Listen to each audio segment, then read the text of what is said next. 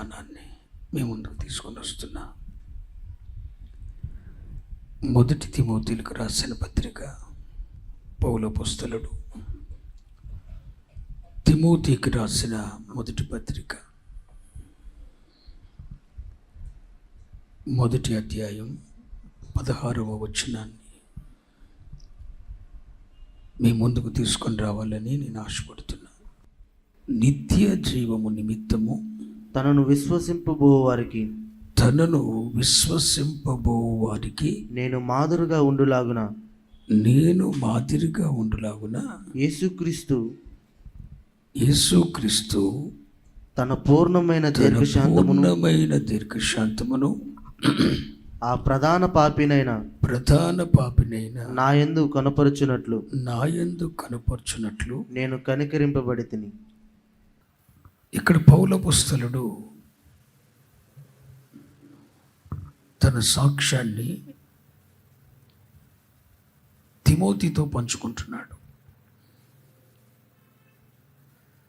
Timothy ఎవరు? తనకు ఒక నమ్మకమైన కుమారుడు. పౌలయ్య గారు దేవుని కొరకు శ్రమలో ఉన్నప్పుడు, దేవుని కొరకైన బంధకాల్లో ఉన్నప్పుడు దేవుడు పౌలయ్య గారికి అనుగ్రహించిన ఒక నమ్మకమైన ఆత్మీయ కుమారుడు ఎవరు? తిమోతి. పౌలయ్య గారి సేవా జీవితం అంతటిలో కూడా తిమోతికి ఇచ్చిన ప్రాధాన్యత ఇంకెవరికి ఇవ్వలేదు. తనకెంతో ఆత్మీయ బిడ్డలు ఉన్నారు, కానీ ఆసియా అంతటిలో పౌలయ్య గారు సువార్త ప్రకటించారు. ఆసియా అంతా సంచరించాడు. ఆసియా అంటే ఒక ఖండం అంతా సంచరించాడు, సువార్త ప్రకటించాడు. ఏ మూలకు పోయినా వేలకు వేల మంది ఆత్మీయ బిడ్డలు ఉన్నారు. కానీ తిమోతి వంటి నమ్మకమైన వాడు పౌలయ్య గారికి కనపడలేదు. అందుకే కాబోలు తన పరిచర్యను కూడా పౌలయ్య తిమోతికి అప్పగించాడు. ఈ తిమోతికి ఉత్తరం రాస్తూ, పౌలయ్య శరీరంలో ఉండి తిమోతికి ఉత్తరం రాస్తూ తన ఆత్మీయ కుమారుడైన తిమోతితో చెప్తున్నాడు, తిమోతి, నేను ప్రభువు వలన కనికరించబడ్డాను. స్తోత్రం. నేను ప్రభువు వలన కనికరించబడ్డాను. నేను ఎవరినో తెలుసా తిమోతి? పాపులలో ప్రధాన పాపిని. ఒక గొప్ప సేవకుడిస్తున్న సాక్ష్యం అండి అది. నేను పాపులలో ప్రధాన పాపిని అయినను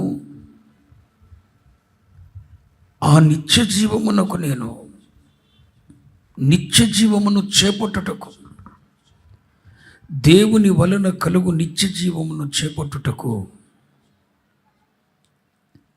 నేను ఆ ప్రభువు చేత, ప్రధాన పాపి అయిన నేను ఆ ప్రభువు చేత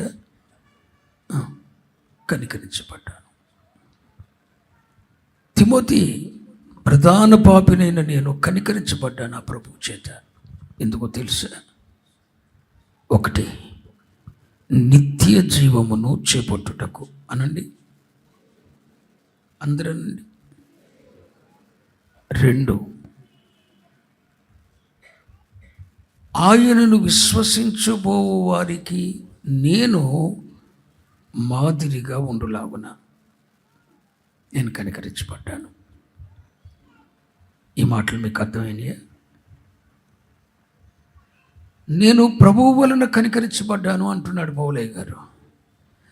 ఎందుకు కనికరించబడ్డాడో కూడా పౌలయ్య వివరంగా చెప్తున్నాడు. ఎందుకు కనికరించబడ్డాడంటే, ఒకటి, నిత్య జీవమును చేపట్టుటకు. ఆ వాక్యం పెట్టినా మొదటి తిమోతి 1:16 స్క్రీన్ మీద చూడండి. నిత్య జీవము నిమిత్తము ఒకటి. 2, విశ్వసింపబో వారికి నేను మాదిరిగా ఉండులాగున. ఇక్కడ పౌలయ్య నేను పాపులలో ప్రధాన పాపిని అయినా యేసుక్రీస్తు యొక్క దీర్ఘశాంతమును నా ఎడల కనుపొచ్చి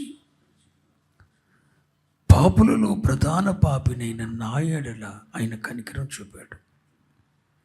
పాపులలో ప్రధాన పాపినైన నేను ఆయన చేత కరుణించబడ్డాను. ఎందుకు కరుణించబడ్డాను అంటూ పౌలయ్య సాక్ష్యం ఇస్తున్నాడు. ఏమనంటే, ఒకటి, నిత్య జీవము నిమిత్తము అనండి, మరలా అనండి. మీరు ఎప్పుడు మర్చిపోవద్దు, నిత్య జీవము అంటే మనం ఈ దేహాన్ని విడిచిపెట్టిన తర్వాత, చనిపోయిన తర్వాత ప్రభువుతో కూడా నిత్యత్వంలో కోటాను కోట్ల మితిలేని సంవత్సరాలు ఉంటాము అన్న భ్రమలో మాత్రమే మీరు ఉండొద్దు. నిత్యజీవం అంటే అందరి భ్రమ ఏంటంటే, ఏదో ఒక రోజున ఈ దేహాన్ని మనం విడిచిపెడతాం. మనం ఈ దేహాన్ని విడిచిపెట్టి ప్రభువుతో కూడా ఉండటానికి, నిత్యత్వంలో ఆయనతో కూడా కోటాను కోట్ల సంవత్సరాలు జీవించటానికి మరొక పరలోకం నుండి దిగి వచ్చిన మరొక మహిమగల శరీరమును ధరించి పరలోకానికి వెళ్ళి ఆయనతో కూడా కోటాను కోట్ల మితిలేని సంవత్సరాలు ఉంటాము అన్నది వాస్తవమే. కానీ అది మాత్రమే నిత్య జీవం కాదు. నిత్య జీవము అనే మాటకు మరొక అర్థం కూడా ఉంది. యోహాను సువార్త 17:3 చూస్తే అసలు నిత్య జీవం అన్న మాటకు అర్థం ఏంటో యేసయ్యే స్వయంగా చెప్పారు. యోహాను సువార్త 17:3. యోహాను సువార్త 17:3. అద్వితీయ సత్యదేవుడైన, చూడండి, అద్వితీయ సత్యదేవుడనైన నిన్నును నీవు పంపిన యేసుక్రీస్తును ఎరుగుటయే నిత్య జీవం. అర్థమైందా? రక్షింపబడి నూతన జన్మ అనుభవం పొంది బాప్తిసం పొందిన నీవు ఈ శరీరములో ఉండగానే నువ్వు భూమి మీద ఉండగానే, నువ్వు బ్రతుకుండగానే నీ దేవుడెవరో నువ్వు ఎరిగి ఉండుటే నిత్య జీవం.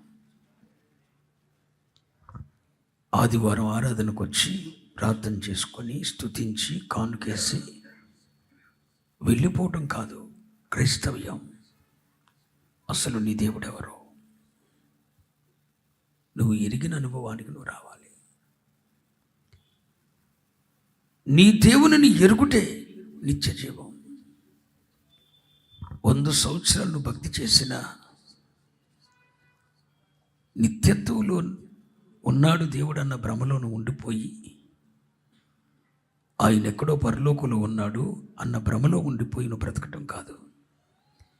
ఈ దేహంలో ఉండగానే అస్సలు నీ దేవుడెవరు?